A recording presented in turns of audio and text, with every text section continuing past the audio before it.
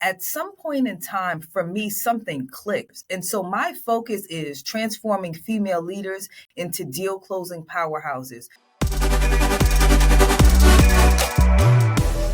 Welcome, everybody, into another episode of the Fairways to Fortune podcast. I'm your host, Joe Canfield. I'm sitting down today with Zoe Bogan, who's the founder and CEO of ZB Agency. And Zoe, I want to read you the headline that you have on your LinkedIn bio, because what you do is awesome. And when I started coaching people in golf, I had a lot of women ask me, "Can you help me?" And I said, "No, look at me. I can't really. I don't understand your experience." So your tagline says strategically guiding women in cultivating their revenue journey and equipping them to ascend to new levels of leadership, which I think is absolutely incredible. That is right. That is right. That's awesome. Well, Zoe, let's start by talking a little bit about your background, because obviously you need to have some experience to do that for people. And I know we met and talked a little bit about where you're at and how you saw golf as a tool for women to use in their careers. And so I want to just kind of talk about where you've been and kind of what's led you to run your agency and everything that you do there. I love it. I love it. Thank you. Well, thank you for having me. I'm excited to be here. So as you mentioned, Zoe Bogan, founder and CEO of the ZB Agency. And my journey started in the Big Four at KPMG. I was there for about 13 years. I was also heavily involved in our women's network there. And so worked on a number of professional development programs. And throughout that journey, we have the muscle to do that. Now, golf is very interesting because even when I was at KPMG, they did host golf events or lessons for women, like an indoor simulator. But it was after KPMG where the bug really hit and something clicked. Now, how I actually really got started is my friend's boyfriend at the time was an avid golfer. And he wanted her to learn to golf with him. And he said, the two of you take lessons together. And so we started taking lessons and I just stuck with it. Now, what I also realized too is as I started going out a little bit more and playing with different people, specifically some of my male friends, I'm like, well, wow, there's a business aspect to it. Yeah. How much are we leaving on the table, not necessarily being in that flow? And I started to see that women were uncomfortable with being out there. I'm like, well, listen, I can fix that. We can kind of get together and play lessons, but don't leave an opportunity on the table just because you're uncomfortable. So that's how it started with me.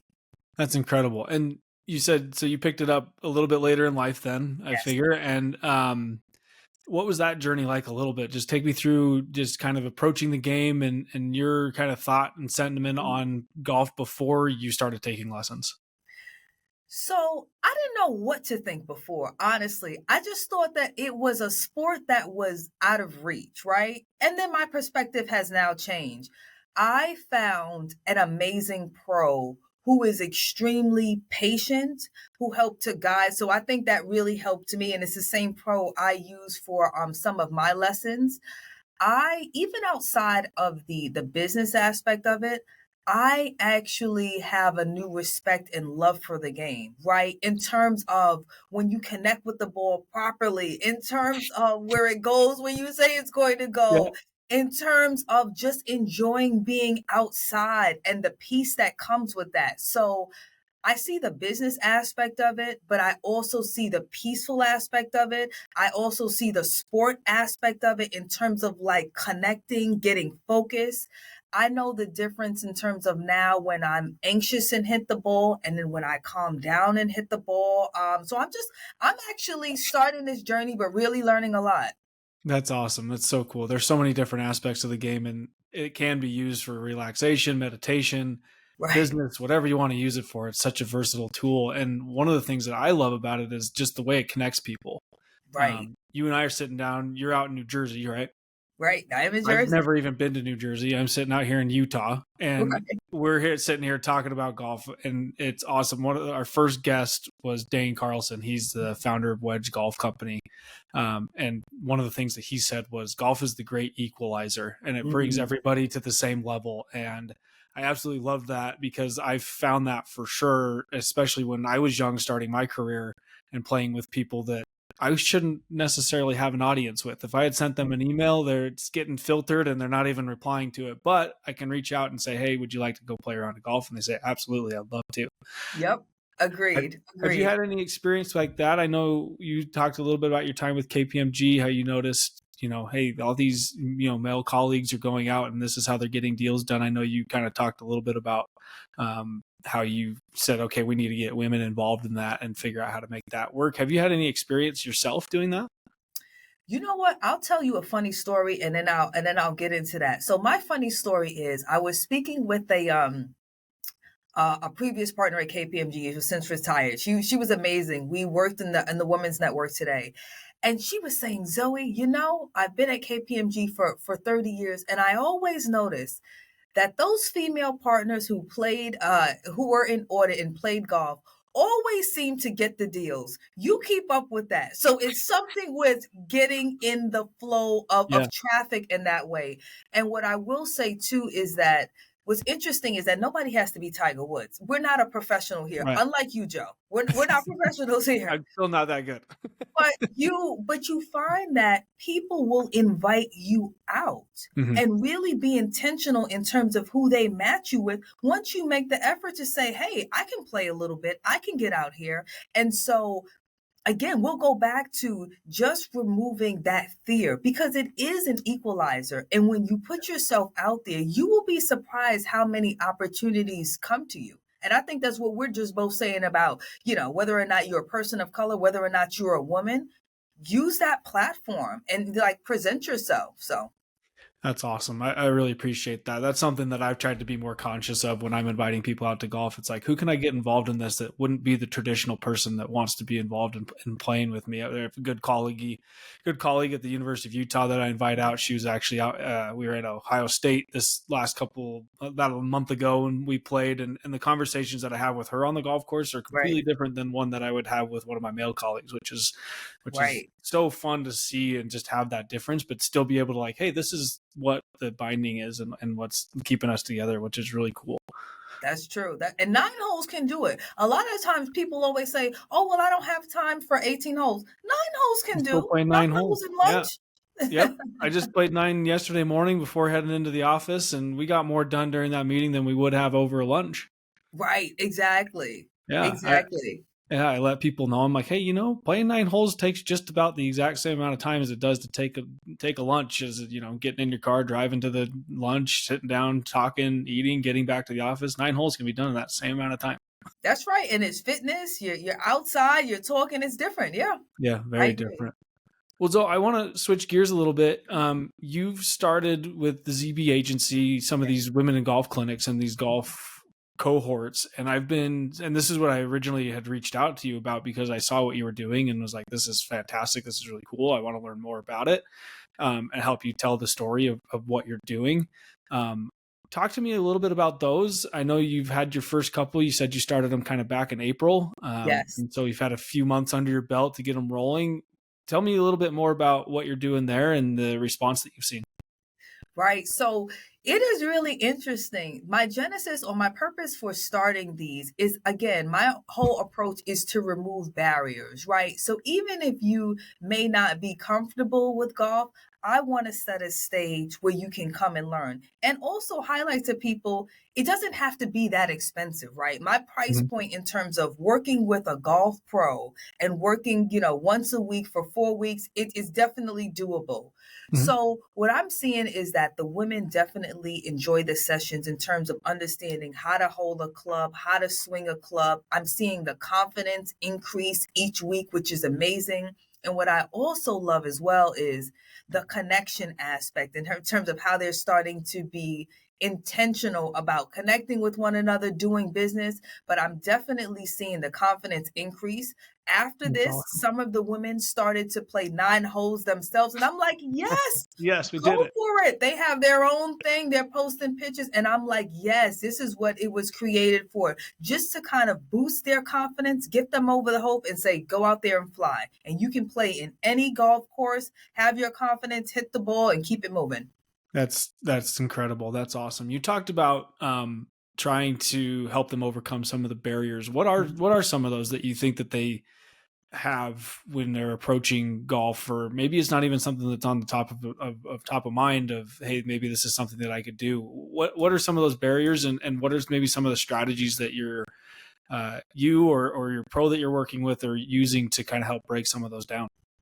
Right. For a lot of women, I just think that they feel that they have to be perfect to go on the golf course or even have some type of medium knowledge. And I'm like, no, no, you don't. You can actually start where you are. So I think the initial part is really getting over that fear.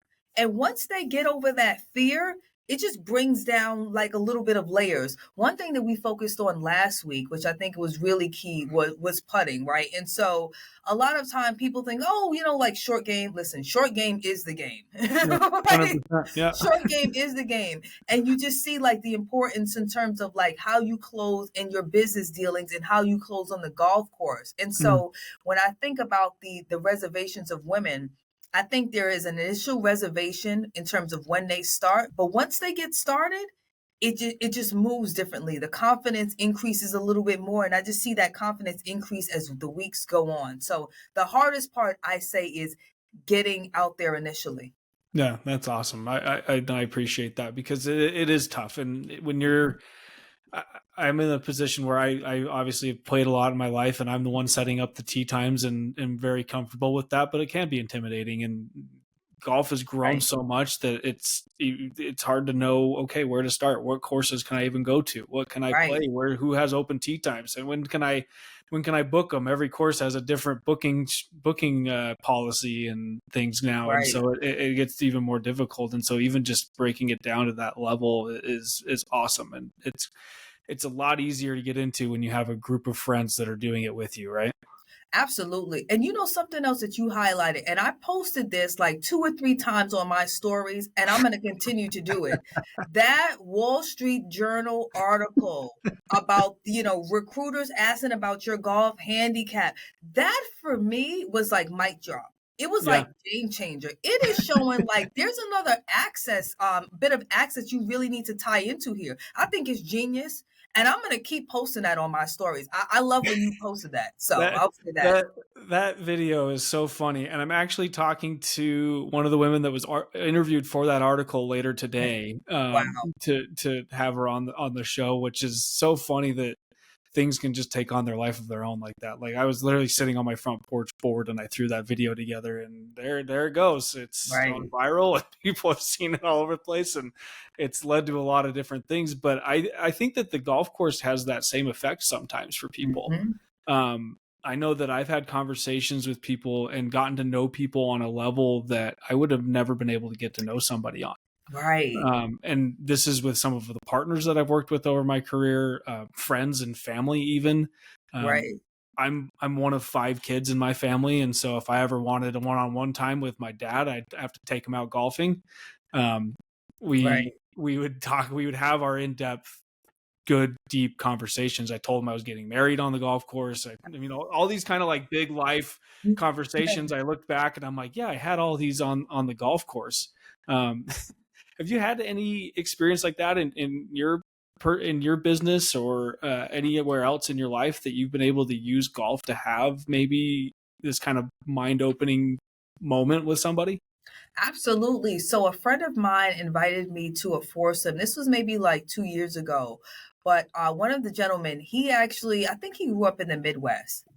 He was a phenomenal golfer. Now, he wasn't a pro, but he was phenomenal because growing up, all of his friends, their dads were pros, right? And Yeah. so it was a really great conversation. And to your point, I would not have been able to have that type of conversation or interaction with him if I didn't do that. So that was one instance that really kind of stepped in my mind, right? He was from the Midwest. We wouldn't have had any contact there. A friend invited him to our foursome and it was amazing. Still remember his name. Yeah. That's awesome. Yeah.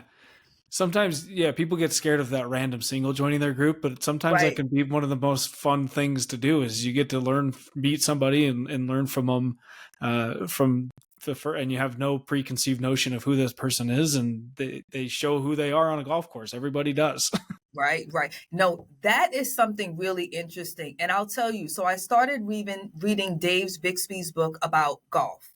Yeah. He highlighted something really interesting that I think is a tell for us all as we think through business.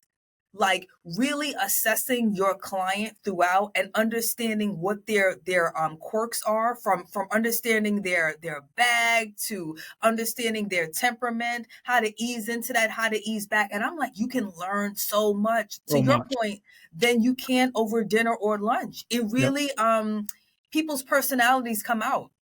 Yeah, I've put together kind of in the vein of what Dave's done, and his Mhm. book's called Back on Course. It's Yeah. available on Amazon, which it's an awesome book. I actually was chatting with Dave yesterday, and the amount of stuff that he's done in the world of golf is incredible. But Mhm. I've realized that exact same thing, and it was while I was in business school. I was out playing with a couple of buddies, and I said, "Hey, why don't we have a class that teaches this? Like, why don't we have a 1 credit hour course that teaches, like, here's what you should be looking for in playing partners.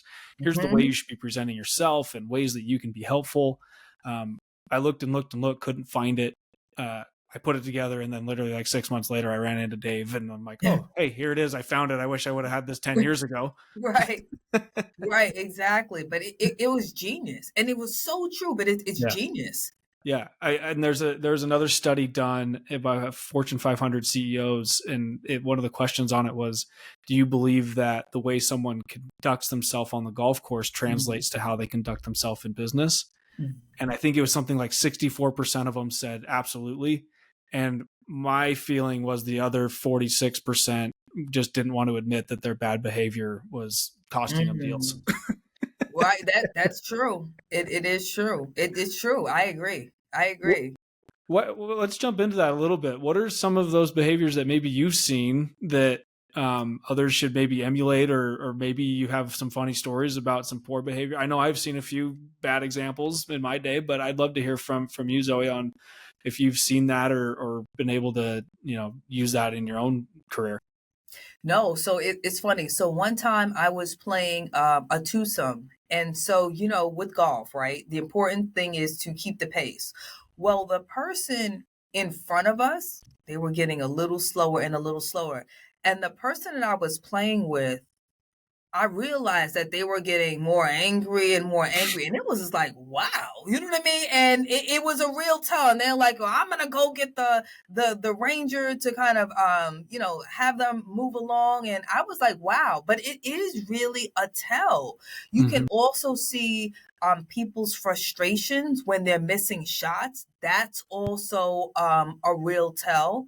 Yeah, Some people have great sportsmanship and allow things to slide off, but the one thing that really resonated with me was how upset this person was when the person in front wasn't keeping pace. And there are ways you can handle that, right? But you yeah, don't have to disrupt the whole experience for everybody in your group because of that. And so that is also a muscle people need to learn how to flex, right? So how do you stay steady in yeah, any environment, right? So there are a yeah. few options. Maybe you pass them. Maybe there are a few things to do, but you never want to change the energy of the people you're playing with. So, Yeah, good vibes. You gotta have the vibes person, right? Like hmm you gotta. That's what golf's all about, putting out the good vibes. But it's good true. You vibes. you you learn a lot about how someone will handle adversity. You learn a That's lot right. about how competitive somebody is. You learn about how helpful someone's willing to be. How deep into the bushes are they willing to go look for your golf Right. ball? Right, like Right. those types of things really come out. And Right. I'm a big believer in the way you do one thing is how you do everything. Love that. Um, I love that yeah, statement. How you do anything is how you do everything. Absolutely. and That's you can true. pretend that it's not true, but it'll come out eventually, right? And Yes. it always does. And if you can use the golf course to show people who you really are, it's another thing that I keep going back to what Dane was talking about. But the other thing he said is, it actually came from a comedian that Nate Bargatze talks about it. He says golf courses are the most rule keeping place on the planet, right? And there's so many of these little like unspoken rules. Right. There's a golf course out here, the Salt Lake Country Club, and they're one of these clubs that it's you better have your shirt tucked in, you better be wearing a Okay. belt, don't change your shoes in the parking lot. Well, don't change your Like shoes in the parking lot. I didn't even know that was a thing. right. Somebody else There's mentioned it. I'm like, that's a thing? Okay. Most courses aren't that way, but this is one of those super high end clubs, and if you're lucky to get an invite there, it's one of those things you got to think about. But looking at how somebody reacts to things like that, I think tells you a lot about somebody. Right. It's funny to watch how they react to that. And if you do ever, and this is just off the cuff a little bit, just kind of out there, but if you do ever get an invite to a nice club, make sure you ask the person who's inviting you, hey, what do I need to know before I show up? That is true. That is true. And also too, in terms of etiquette, be clear about the cell phone policy. Like Mhm. sometimes people don't have, mind you taking a call. Other times it's disruptive. And I understand both, right? How it can be disruptive if you want to engage with everybody, if you're taking a shot. So yes, that etiquette is very important. But I Yeah. never understood the aspect of the shoes in terms of changing in the parking lot. I never got that. And somebody else mentioned that to me. I was like, wow. I don't know where that one came from. But yeah, a lot of this is rooted in like late 1800s Britain where etiquette was everything, right? That's Like right. my wife loves Pride and Prejudice and she watches those movies all the time and I'm like, I don't understand these at all. But then I look at it back at it, I'm like, okay, now I get why some of golf is the way it is. Right. Exactly. Exactly. Oh man. Well, Zoe, let's jump into kind of what's next for you. I know that you've got a lot of these clinics coming up. Mhm. You have all kinds of really cool things happening. You've got 9 holes with Zoe. And I Yes. want to talk about that. I want to get into what you're doing there and how you're helping others kind of understand these things that we're talking about. I love it. And so 9 holes with Zoe, I'm really excited about that. And for me, that's bringing it all together. So I have been hosting these golf lessons for women, right? Teach them to get on the course. I have also been hosting my virtual revenue catalyst program, transforming women leaders into deal closing powerhouses. And for me, that's bringing it all together because I want women to get a clear idea in terms of how they are showing up as a leader and how this equates to the golf course. So we are going to play 9 holes. They are going to get a light assessment, which will tie into how it shows on the golf course.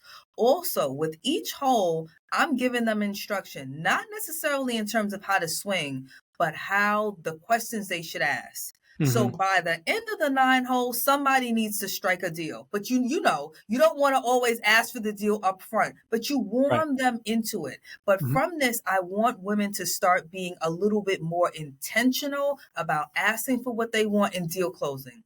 That is one aspect where males are a little bit better. And so I want to teach those women to flex that muscle and say it is okay to have an ask. You don't have to have 10 coffees to close the deal. I always say that. You can Yeah. have a nice banter, but just also it's reciprocity as well, right? You Yep. should also be invested in what somebody else wants. So I want to use this as a way to kind of link professional development, golf, give them that muscle and confidence and have some fun. That's awesome. I really like that. And that's something that I talk to people a lot about is it's like, hey, your goal is not necessarily to have a signed contract by the time you put out on the last hole, but you need to have the relationship and the trust and all those things that need to come before you have the signed contract so Right. that when it comes time to negotiate, that's happening with mutual respect. It's happening because you guys like each other. We do business with people we like, whether that's right or Yes. wrong. That's just the way that the world works. Yep. And so when it does come time for that ask, so I really love that. What are maybe some of those questions, if you're willing to share, that you're Mhm. asking them to ask while they're out playing? No, great. So, one question, the start of it, I would love simple and easy, everybody to introduce themselves. And I want them to do it in a different type of way. So, as I think about my catchphrase, right, transforming female leaders into deal closing powerhouses, I want to give them an opportunity to say a 30-second bit, not too long, key points. Yeah. Then around hole, let's just say number 3, I want them to start determining how they can work with one another. Is there an opportunity for us to collaborate again, right? Mhm. Discourage like what that looks like. By the last hole, there should be a nice next steps. What are we going Yeah. to do? Can we kind of go to lunch? Is there an opportunity that they identified? But so it goes from introduction to say, oh, we may have some collaboration opportunities here.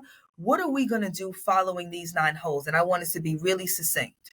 That's awesome. Hmm. Yeah, I think that that's something that gets lost a lot when you tell your boss, "Hey, I'm going out golfing." They're like, "Well, you're just going out and having fun." It's like, no, if I'm intentional about it Right. and I know exactly what it is I'm trying to get out of this round, then I'm not just going out and having fun. This is just the same as if I were to be going to somebody's office to sit down and have a conversation with them. So I really Right. appreciate that. And golf is extremely popular now. And listen, Mhm. golf is very, very popular. And I think, as we see with that Wall Street article, which I'll keep coming back to, I mean, it was phenomenal and mind blowing to me. People are going to have to start thinking outside of the box. But what I Yeah. also think it highlights is for those who are not in the flow of traffic in terms of some of these activities, get in the flow of traffic. You don't always have to love it. You don't have to be a pro, but you also don't want to be left out. So pay attention to that too. Yeah, I appreciate that. That's some good word of advice there for sure. So this has been an awesome conversation. I love what you're doing in the golf world. Thank you. I want to finish with just a few last thoughts. I think that you and I think very similar about golf and how it can be used in business. And I liked what you said about getting outside the box there and thinking outside the box because business is changing, the world's changing. Right. I think that a lot of people realized during the pandemic that, hey, maybe there's a lot of things outside of just getting to the office in the morning and getting home at night that matter more than that. And so I think that this is one way for people to get out and do that. What are maybe some words of advice before we end here for people? I know we talked about getting into the game, but how should they be approaching other people when they're asking them to go play a round of golf? Hmm. So that's really interesting. I have a one friend who's really good at it. He asks a whole lot of questions. He probably asks more questions than I think is needed. But do you do you have your own clubs or do you need to rent clubs? Tell me about your level of expertise. Is there anybody that you want to meet? People like that. Just ask Mhm. them a few questions and it shows that you kind of like take the time. The other thing that I think is interesting about golf, and I would like to see more written about it, is how it can really help to advance diversity, equity, inclusion. Like you Yeah. and I are having this conversation, right? Yeah. And so it brings people together like no other and allows us sometimes to see that we actually have a lot in common and to calm the energy. And so I just want to see more grow in that space. But to anybody asking people to come out, ask them a few questions about their experience level. Also, I have a funny story about that. I So want to hear it. Let's tell it. my funny story is when my friend asked me initially, her boyfriend was really good, and they said, invite a friend, and I said okay. And so I invited a friend and he had clubs. So when I first started playing, I automatically assumed that if you had golf clubs, that meant that you were good. It Yeah. does not necessarily. So when he first hit that ball and he hit the ball like Tiger Woods, I'm like, oh, he plays, right? So when you are putting people together, ask them their experience level, just so you know. And just because somebody has clubs and plays occasionally, it does not necessarily mean that they're a great player. So just add a little bit more questions and then you have a great experience. But we did have fun. That's So awesome. That's awesome. That's really cool. What we talked about, I want to get into the equity, diversity, and inclusion thing a little bit here because I jump into the numbers of where golf is going and how much growth there's been. And the National Golf Foundation publishes a report every year on this stuff. And they have numbers. So in 2018, there were 24.2 million on course golf participants. And so they've broken it down on course and off course, which off course is your top golfs, your simulators, those types of things. And in 2023, they've said it went from 24 million to 26.6 million participants in on-course golf. And they've broken it down here and it says it was a million juniors. So the average age has dropped almost 2 years for who's participating in golf. right. And there's 1.3 million of those new golfers are female and 1.8 million of them are people of color, which I think is awesome to see that growing and to see that segment getting into golf because it's changing from, hey, the CEO guy that goes Right. out and takes the people to, no, now it's the younger crowd that's getting into golf, right? Right. it's changing so much. Give me your perspective on that a little bit, and how maybe uh, the old guard can help with that change and help facilitate that change. No, I think it's great. I'm happy to see like this evolution. I think in the golf industry, they did a great job in terms of making people more welcome. You have Eastside Golf, what they're Mhm. doing. You Yeah. have Black Girls Golf, what they're doing. But I think it's really interesting. And so those spaces allow to say, wow, I can go out.